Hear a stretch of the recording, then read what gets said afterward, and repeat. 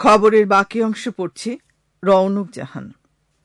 বাংলাদেশ জাতীয়তাবাদী দল বিএনপির ভারপ্রাপ্ত চেয়ারম্যান তারেক রহমান যে কোনো মূল্যে দেশে গণতন্ত্র পুনঃপ্রতিষ্ঠার পাশাপাশি জনগণের ভোটাধিকার নিশ্চিতের দৃঢ় প্রত্যয় ব্যক্ত করেছেন। তিনি গতকাল দিনাজপুর, ঠাকুরগাঁও ও পঞ্চগড় জেলায় বিএনপির কেন্দ্রীয় প্রশিক্ষণ কমিটি আয়োজিত রাষ্ট্র কাঠামো মেরামতের ৩১ দফা ও জনসম্পৃক্তি শীর্ষক প্রশিক্ষণ কর্মশালায় লন্ডন থেকে ভার্চুয়াল প্ল্যাটফর্মে প্রধান অতিথির বক্তৃতায় একথা বলেন। তারেক রহমান বলেন, দেশের জনপ্রিয় রাজনৈতিক দল বিএনপির উপর জনগণ আস্থা রাখে। তারা মনে করে দেশ ও মানুষের জন্য কিছু করা সম্ভব হলে তা বিএনপি করতে পারবে। পরিবেশ, বন ও জলবায়ু পরিবর্তন এবং পানি সম্পদ উপদেষ্টা সৈয়দা রিজওয়ানা হাসান বলেছেন, সিঙ্গেল ইউজ প্লাস্টিক মুক্ত ঘোষণাকারী হোটেলকে পুরস্কার প্রদানের মাধ্যমে স্বীকৃতি দেবে সরকার। তিনি গতকাল কক্সবাজার জেলা প্রশাসকের সম্মেলন কক্ষে সিঙ্গেল ইউজ প্লাস্টিক ব্যবহার রোধে কক্সবাজারস্থ সকল হোটেল মালিকের সাথে অনুষ্ঠিত মত বিনিময় সভায় প্রধান অতিথির বক্তৃতায় একথা বলেন। সভায় পরিবেশ উপদেষ্টা সমুদ্র তট ও আশেপাশের এলাকায় সিঙ্গেল ইউজ প্লাস্টিক ব্যবহারের বিরূপ প্রভাব তুলে ধরেন এবং তা বন্ধে হোটেল মালিকদের সক্রিয় সহযোগিতা কামনা করে বলেন, আদালত উপকূলীয় জেলাগুলোতে সিঙ্গেল ইউজ প্লাস্টিক ব্যবহারে নিষেধাজ্ঞা দিয়েছেন। থাইল্যান্ডের ব্যাংককে এশিয়া ও প্রশান্ত মহাসাগরীয় অঞ্চলের জন্য জাতিসংঘের অর্থনৈতিক ও সামাজিক কমিশন UNSCAP-এর ৮১তম অধিবেশনে বাংলাদেশ একটি তাৎপর্যপূর্ণ কূটনৈতিক জয়লাভ করেছে।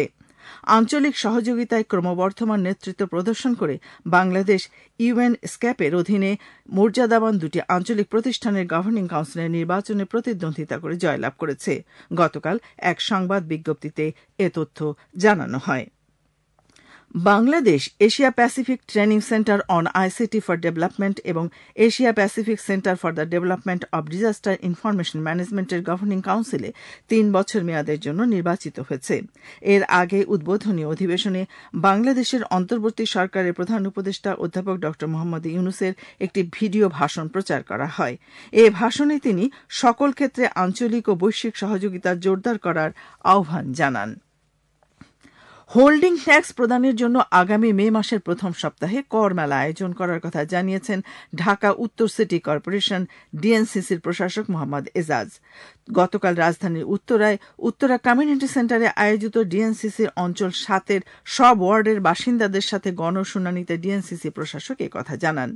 ডেঙ্গু নিয়ন্ত্রণে নগরবাসীর উদ্দেশ্যে DNCC প্রশাসক বলেন, সিটি কর্পোরেশনের কর্মীদের পাশাপাশি প্রত্যেক নাগরিককে নিজ নিজ বাসাবাড়ি পরিষ্কার রাখতে হবে।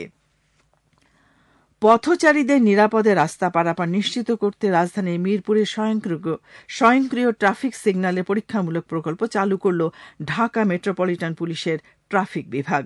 নির্বিঘ্নে রাস্তা পারাপার করা সম্ভব হওয়ায় এই উদ্যোগকে স্বাগত জানাচ্ছেন পথচারীরা। আর ট্রাফিক বিভাগ বলছে, এই উদ্যোগ পরীক্ষামূলক হলেও ভবিষ্যতে রাজধানী জুড়ে এই স্বয়ংক্রিয় সিগন্যাল ব্যবস্থা চালুর পরিকল্পনা রয়েছে তাদের। বিস্তারিত শুনুন প্রতিবেদনে।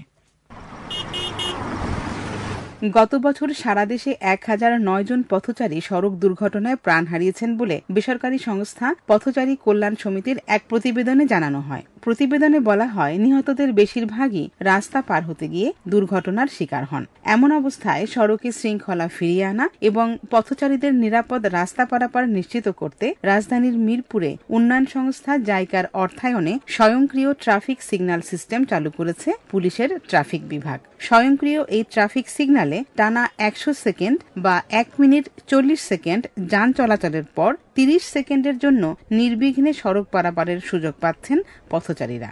বেশিরভাগ পথচারী স্বাগত জানান এই উদ্যোগকে। রেগুলারই অ্যাক্সিডেন্ট হচ্ছে রাস্তা পার হওয়ার সময়, তো সেই ক্ষেত্রে যদি চিন্তা করি যে তাহলে যদি এটা প্রত্যেকটা জায়গায় করা হয় অনেক ভালো হয়। আমরা ছোটকালে দেখছি যে মানুষ ট্রাফিক সিগন্যাল দিয়েই পার হয়েছে, কিন্তু এখন দেখা গেছে যার যার মতো চলে, আইনেরও প্রয়োগ নাই, আর আইন মান আরো একটা বাধ্যবাধকতা নেই, ইচ্ছা করে মানে না।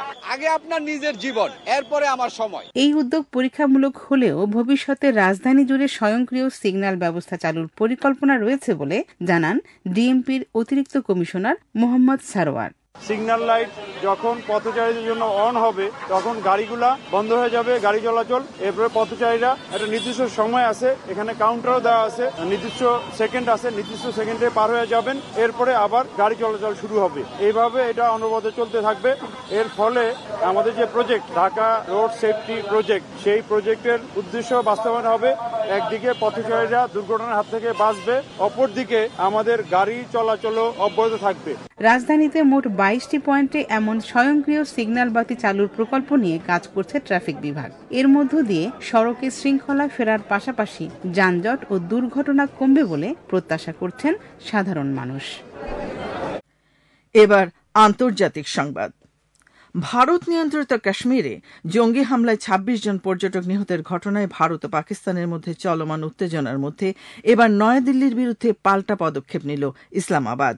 এই পদক্ষেপের অংশ হিসেবে পাকিস্তান ভারতীয়দের জন্য ইস্যুকৃত সার্কের বিশেষ ভিসা সুবিধা স্থগিত করেছে এবং ভারতের কিছু কূটনীতিককে বহিষ্কার ও পাকিস্তানের আকাশসীমায় ভারতীয় বিমান চলাচল বন্ধ করে দিয়েছে। ভারতীয় পুলিশ কাশ্মীরে জঙ্গি হামলায় জড়িত ৪ জন সন্দেহভাজন বন্দুকধারীদের মধ্যে ৩ জনের নাম ঘোষণা করে জানিয়েছে এদের মধ্যে ২ জন পাকিস্তানি নাগরিক ও তৃতীয় জন স্থানীয় কাশ্মীরি। ২৪ ঘণ্টায় অবরুদ্ধ গাজা উপত্যকায় ইসরায়েলি বাহিনীর হামলায় শিশুসহ অন্তত ৫৯ জন নিহত হয়েছে। উদ্ধারকারী দল ও চিকিৎসকরা জানান নিহতদের মধ্যে একই পরিবারের অন্তত ১২ জন রয়েছেন। এদিকে গতকাল গাজায় সফররত ইসরায়েলের সেনাপ্রধান হুমকি দিয়েছেন ২০২৩ সালের ৭ই অক্টোবর ইসরায়েলে হামাস নেতৃত্বাধীন হামলায় আটক জিম্মিদের মুক্তি না দেওয়া হলে গাজায় আরও বড় ধরনের হামলা চালানো হবে। খেলার খবর hockey. Asian hockey federation AHF cup টুর্নামেন্টের দ্বিতীয় সেমিফাইনালে আজ ৪ বারের চ্যাম্পিয়ন বাংলাদেশ ওমানের মুখোমুখি হবে। ইন্দোনেশিয়ার রাজধানী জাকার্তায় বাংলাদেশ সময় সন্ধ্যে ৬টায় খেলা শুরু হবে। ম্যারাথন। বাংলাদেশের সম্ভাবনাময় পর্যটন খাতকে আন্তর্জাতিক অঙ্গনে তুলে ধরতে আজ রাজধানীর হাতিরঝিলে অনুষ্ঠিত হয় বিউটিফুল বাংলাদেশ রান ২০২৫ ম্যারাথন প্রতিযোগিতা। এ আয়োজনে অন্যান্যের মধ্যে ঢাকায় নিযুক্ত বিভিন্ন দেশের রাষ্ট্রদূত, কূটনীতিক, দেশ বিদেশের এভিয়েশন ও পর্যটন খাত সংশ্লিষ্ট কর্মী, ট্রাভেলার ও পেশাদার রানাররা অংশগ্রহণ করেন। সবশেষে আবহাওয়া। আজ বেলা ১টা পর্যন্ত আবহাওয়ার পূর্বাভাসে বলা হয়েছে অভ্যন্তরীণ নদী বন্দরগুলোর জন্য কোনো সতর্কবাণী নেই এবং কোনো সংকেত দেখাতে হবে না। আজ ঢাকায় সূর্যোদয় হয়েছে ৫টা ২৯ মিনিটে এবং সূর্য অস্ত যাবে ৬টা ২৫ মিনিটে।